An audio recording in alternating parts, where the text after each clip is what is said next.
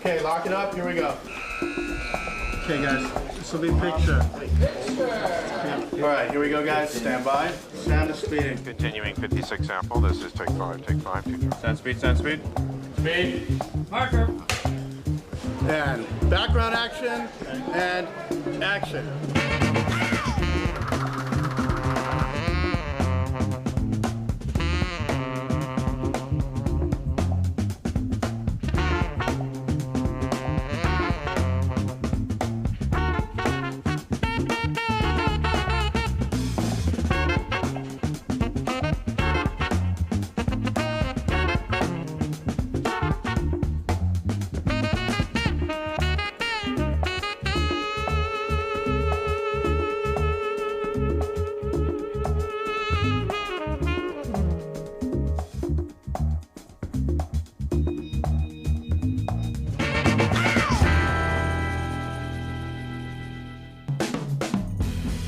Morning.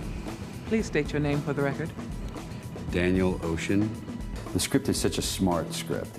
All these characters were so well written. Everybody seems to have their own sort of showcase. We sent a copy to Julia with $20. He said, here, you get 20 a film now. To work with Steven again, you know, I would do that for $20. Don't tell Jerry Weintraub. So, yeah, that was a huge lure for me, but I was even more pleased when I actually sat down and read the script and thought it was so great and so fun and liked my little bit in it. Are you kidding me? I'm gonna go work with Steven Soderbergh and with all these guys. I mean, you know, it's fun to be a supporting actor when you really like the people you're supporting and you really like the story. Naturally, if you can get George Clooney and Brad Pitt and Matt Damon and Andy Garcia and Julia Roberts and Don Cheadle and Bernie Mac and Carl Reiner and Elliot Gould to work together in one movie. What, did you guys get a group rate or something? Every time you look at the screen, your eyes are going to pop out of your head. You're always looking at something beautiful, you know, or you're always looking at something important, beside the fact that they're great actors. Rehearsals out, guys. Quiet, please. It's too bad that he couldn't draw real talent to this film, and it's a bunch of no-names and hacks, but you know, they're doing their best. The first time we all sat down, we read the script together, group reading. That was great fun. You could just hear it firing then. And to see all the guys walk in one by one, it was good fun. It's pure entertainment. We'll just pick it up from there. It's already gone. Oh. Mr. Ocean, was there a reason you chose to commit this crime? Or was there a reason you simply got caught this time? My wife left me. I was upset. I got into a self-destructive pattern.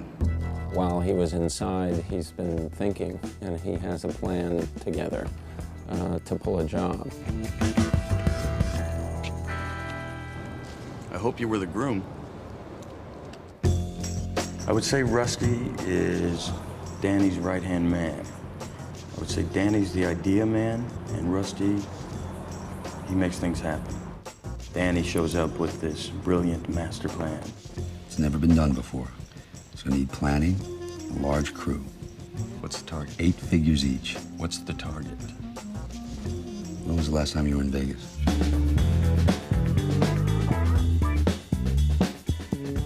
They had this master plan of trying to rob the casinos. Not one, but there was a 3. Which casinos did you geniuses pick to rob? The Bellagio, the Mirage, and the MGM Grand. Danny has a lot of blind sides, and Rusty tends to watch out for him. But Danny can sell you anything. Why do this? Why not do it? Because the house always wins.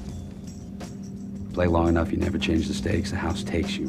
Unless, when that perfect hand comes along, you bet big, and then you take the house.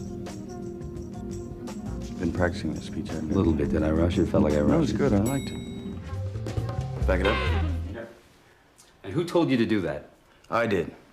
I was concerned you couldn't leave Tess alone. Who's Tess? My wife. Ex-wife. You gotta be nuts, and you're gonna need a crew as nuts as you are. Elliot Gould, as Ruben, is financing this whole thing. What do you got in mind? I'm perpetrating as a dealer in Atlantic City. You have a plan already? Are you kidding? I just became a citizen again. Brother, I'm in. You're either in or you're out. Right now. Matt Damon is, by trade, a sort of expert pickpocket.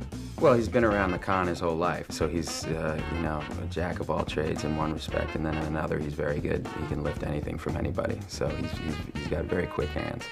That's the best lift I've seen you make yet. Las Vegas, huh? Waiting, sweetheart, just waiting. Good, go. Waiting for you. What do you want? Go, little girl. You're like a little girl. The job needs drivers, and why not two stupid white boy Peckerwood goofballs? Carl's character, I always imagined, was like a woman who used to be asked out a lot and now doesn't get asked out at all. So are you sure you're ready to do this? If you ever ask me that question again, Daniel, you will not wake up the following morning. He's not cool in any way. He's the antithesis of that. He's very good at computers and very good at surveillance. He's good at figuring out problems. You got so many cool people in the movie. I think you need somebody to not be so cool. Don't touch that. Hey, Radio Shack, relax. What are you saying about yourself? Oh, not about me, about Livingston Dell. I'm cooler than George Clooney. Hang on to your knickers. Don Cheadle is the munitions guy. You know, he deals with everything that has to do with explosives. You could just walk in and blow the whole place up and get everything, but then you're probably gonna go to jail. It'll be nice working with proper villains again. 10 ought to do it, don't you think? You think we need one more? You think we need one more? All right, we'll get one more. Yen is a Chinese acrobat. I don't know, it doesn't seem all that difficult. We got a grease man. We got a grease man. As is always the case, everything's going along smoothly until the woman shows up, and then it gets complicated. She's, you know, she's interesting, and she's a bit of a puzzle, and it's not, I mean, well, for Steven, I would just play the chick, but she's more than just the girl, you know, she's got some intrigue behind her and some difficult crosses to bear. You're 30 seconds late. I was about to send out a search. Hello, Tess. I think that Tess and Danny, that's kind of a true love gone bad situation. And with Benedict and Tess, I think that she doesn't know what it's about necessarily. Stay and have a drink. You can't.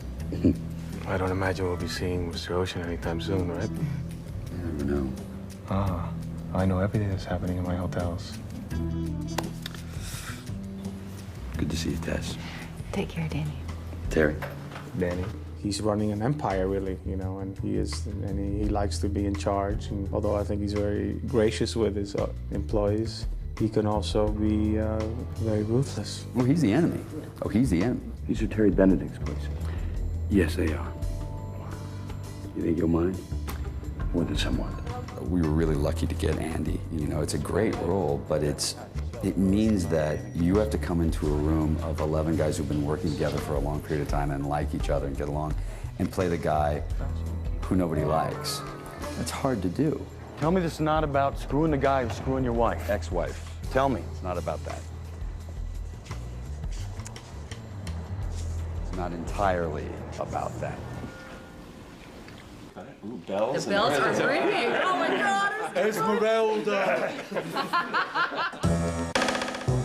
This one really is about the heist. I mean, 3/4 of the film is us actually pulling this heist off, which is fun. You get to be in it and like watch us screw up and watch us do things good and bad. You get to take the ride.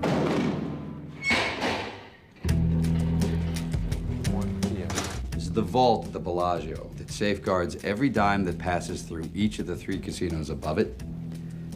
We're gonna rob it. Coming up with a way of credibly robbing a very large casino with a lot of security. something that makes sense and is entertaining was really difficult to come up with. Smash and grab job, huh? Slightly more complicated than that. Well, yeah.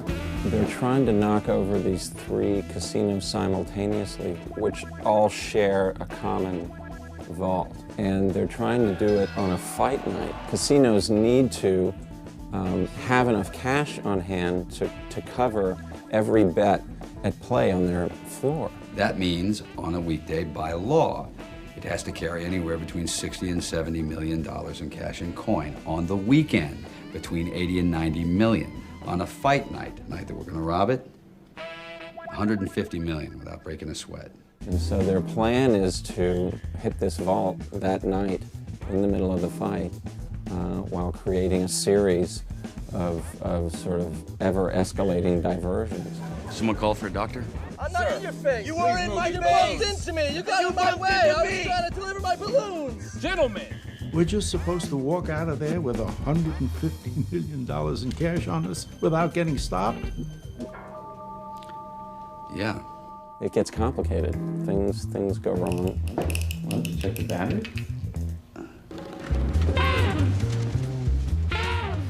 We have a problem. They have to scramble a bit to pull it off. Where's Linus? Back it up. Saul, it's me, Bucky Buchanan. Remember, from Saratoga. We're gonna step outside now. Leave you two alone to talk things over. All righty. Basher, what happened? If you make one mistake, then the whole thing's gonna fall apart. Problem is now they know their weakness and they're sorting it out. They're fixing it. So unless we intend to do this job in Reno, we're in Barney. Barney Rubble. Trouble! This movie here is a big-ass heist. Livingston, you're set. Livingston, we're set. Basher, we're set. Hang on a minute, Chief. Everyone wants to see Vegas get taken to a certain degree because everyone's probably got a Vegas story. It's like The Sting, you know, there's those sort of elements to it. And it's been one of those times where it's just been nothing but fun. Now, they tell me that I paid my debt to society. Funny, I never got a check. I just thought it was exactly the kind of movie that you want when you hear that, you know, there are movie stars and there's a heist, and it just seemed to really deliver on all the levels you want a movie like that to deliver on. At the end of this, you better not know you're involved, not know your names or think you're dead, because he'll kill you, and then he'll go to work on you. It's a crime. We should not be getting paid for this. It's just been a laugh. I'm supposed to be steely and serious, and I was, you know, laughing like a 12-year-old, and it was, yeah, I think Steven was starting to wonder, why did I bring these two people to the table together? It all stems really from Steven's sort of the karma that he disperses as a director, because the director is always sort of sets the tone. He's a smart guy. Steven actually is one of the easiest people I've ever worked with. Steven lets us improvise, and we'll improvise and improvise and improvise, and then I'll find out he wasn't even rolling sound. I haven't seen anything he's done yet, but I hear he's got a future. Any questions? Exactly. All you really ever want somebody to do is have fun in that best popcorn sense of the word. Everybody seems to be doing such a bang-up job. I can't imagine that it won't be spectacular fun, and I, for one, can't wait to see this movie.